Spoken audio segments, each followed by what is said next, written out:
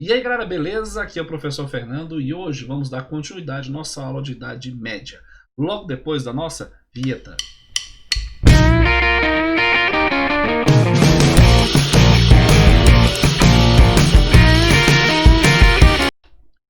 Bem, meus queridos, minhas queridas, antes de começar o vídeo, vou pedir mais uma vez, compartilhe, inscreva-se no canal e se gostou, dá o seu like, beleza?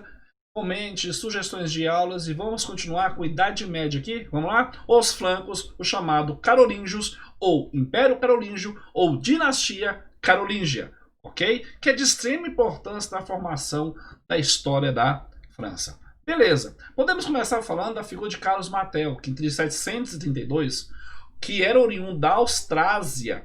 Então, o prefeito do palácio, vem falando no vídeo anterior, o prefeito do palácio, que tinha extremos poderes durante a dinastia Merovígia. Pois é, Carlos Martel era um prefeito de palácio que bloqueou a expansão muçulmana na Europa Ocidental, adquirindo assim grande prestígio, sendo visto como um grande espécie salvador da cristandade.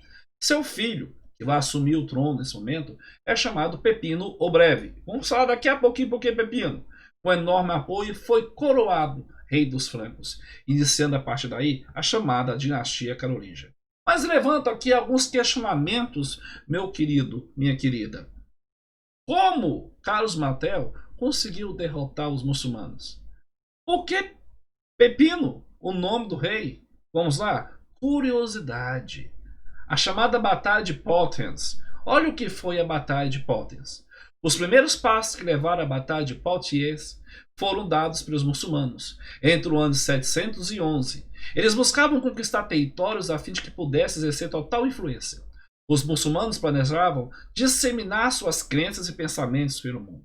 Até o ano 732 já tinham conseguido conquistar importantes áreas, entre elas uma parte do norte da África, uma grande parte da Península Ibérica e o Emirado de Córdoba, região onde atualmente é Espanha. O estopim da Batalha de Poitiers se deu quando os muçulmanos tentaram conquistar a França. Eles começaram com pequenos territórios, mas não conseguiram muito longe, já que o conflito durou pouco tempo.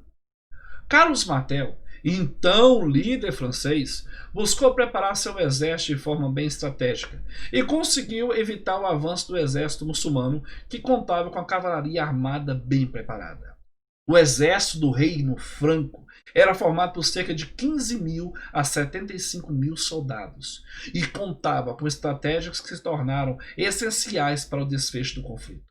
Apesar dos fatos, em poucos dias, o exército muçulmano conquistou as cidades de Lyon, Bordeaux, Vivers, Vienne, Avignon, Valence. Além da cavalaria armada, o exército muçulmano também teve o suporte da cavalaria islâmica. O exército do Reino Franco obteve grande vantagem sobre o exército muçulmano quando colocaram em prática a estratégia intitulada falanges. Essa estratégia consistia em um estilo de infantaria grega antiga em que os soldados se posicionavam nas encostas das colinas, colocados de forma retangular à espera do ataque do inimigo. Foi com as falanges que o exército de Carlos Martel conseguiu derrotar o exército muçulmano. A derrota foi marcada pelo assassinato do líder do grupo, Abderrahman, o Abd Allah al-Ghafiq, Emir del Andalus, que aconteceu enquanto ele planejava a morte do líder francês. Outra grande vantagem que o exército do Reino Franco teve sobre o exército muçulmano foi o uso de armas como machados, martelos, espadas e lanças. O uso de cavalaria era a única vantagem de quem? Dos muçulmanos. Legal, né? Mas havia outra pergunta. Por que o filho de Carlos Martel era chamado Pepino? Olha só, o nome dele era chamado Pepino por quê? Porque ele era considerado baixo. Daí o apelido, Breve. Breve porque não cresceu, que era baixinho. Já Pepino era o seu nome de verdade, gente. E era bastante comum em sua família. Por exemplo, seu avô e tataravô também se chamavam assim, Pepino. E ele teve um neto, filho do seu filho Carlos Magno, que era conhecido como Pepino ou Corcunda. Então, pensa se essa moda pega. Você tem um filho com baixa estatura, olhar para ele e falar: filho, seu nome agora será Pepino. Se pegar essa moda, vou chamar outra criança de tomate, legume. Pega mal, né? Pepino breve, por causa do tamanho dele. Mas voltamos então para a dinastia carolíngia. Voltando, os interesses da Igreja Católica estavam novamente em jogo, pois essa se deparou com a ameaça dos bizantinos e dos lombardos da Itália. Contudo, qual que é a grande sacada do Império Carolíngio? A aliança entre o papado e o Império.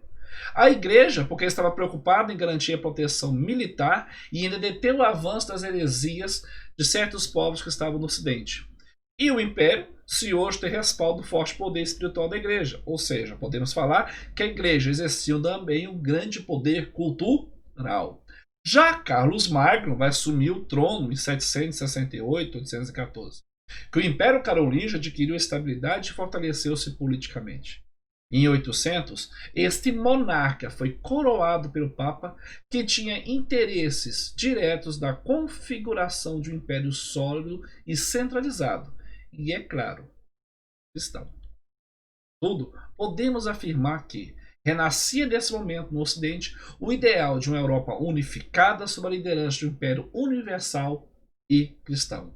E aí nós temos a imagem de Carlos Magno, todo o apoio da igreja, tá? E com símbolos de poder representando tanto o poder, poder temporal ou atemporal. Sua administração, que é o grande marco, é o que pode cair em alguns vestibulares do Brasil, porque são questões bem corriqueiras que já caiu em vestibulares, tá? Então observa só, sobre a centralização de poder de Carlos Magno, podemos falar que o império foi dividido em células administrativas, condados, marcas e ducados, governados por lideranças, condes, marqueses e duques, que tinham função representar o rei na região. Não esqueça disso. Arrecadar impostos e exercer uma justiça local. Eram remunerados através da concessão de terras, o chamado benefício que falamos na aula passada, sendo vassalos do quê? Do rei. Fechou? Outra característica, foi criado o cargo missi dominici, chamados enviados do Senhor, agentes itinerantes que percorriam o império na função de fiscalizar e supervisionar e ao mesmo tempo cumprir as ordens reais. Tiveram eficácia relativa, sendo insuficientes para exercer esse papel em todo o território do Reino Franco.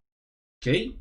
Outra característica, houve uma reforma judiciária, com a criação do Tribunal do Palácio, tipo uma espécie de corte suprema, que tornou para si questões jurídicas que cabiam até então à justiça local, dos grandes proprietários.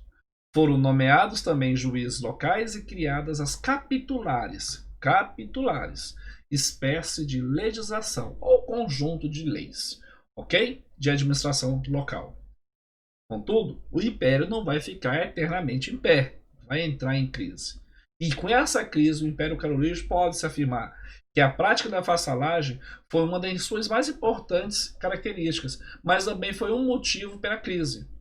Quando o monarca concedia o benefício terra em troca de apoio militar, concedia também privilégios para os vassalos, que aos poucos foram aumentando o seu poder. A partir do século IX, no reinado do filho de Carlos Magno, Luís ou Piedoso, cessaram expedições de conquistas territoriais, diminuindo a quantidade de terras a serem doadas, prejudicando a reprodução de laços vassálicos. Okay? Com a morte de Luís, o território carolíngio foi então dividido entre seus 3 filhos, depois de grave luta sucessória de poder. O Tratado de Verdun de 843 dividiu o Império em 3 grandes regiões, como se observa no mapa. Eu tenho a França Ocidental, que vai ser de Carlos o Calvo, a Lotáringia, que vai ser de Lotário, e a França Oriental, que vai ser de Luís, o Germânico, que vai dar origem ao Reino Germânico. Assim, o Império se fracionou politicamente, tornando-se extremamente frágil à centralização de outrora. E que essa divisão vai originar os futuros reinos da França Germânica. Outro fator foi a nova onda de invasões que assolou o Ocidente nesse momento, em meados do século IX. Os normandos, oriundos da Escandinávia, conquistaram parte da Bretanha e o norte da França. Já a leste, os magiares com a sua rápida cavalaria. Fortaleceram-se então, devido a essa nova onda de invasões, os poderes locais. E quem exercia os poderes locais? Os condes, os duques e os marqueses. E começa a centralizar esse poder, começa a ter uma ideia de unidade imperial, tá? E começa então a aumentar o seu poder de influência, as suas relações de sucedania e vassalagem, que vai ser a característica principal do feudalismo, fazendo parte da estrutura do feudalismo. Galera, se você gostou do vídeo, dá o seu like, compartilhe, inscreva-se no canal. Aqui é o professor Fernando, canal História Fácil. Fui!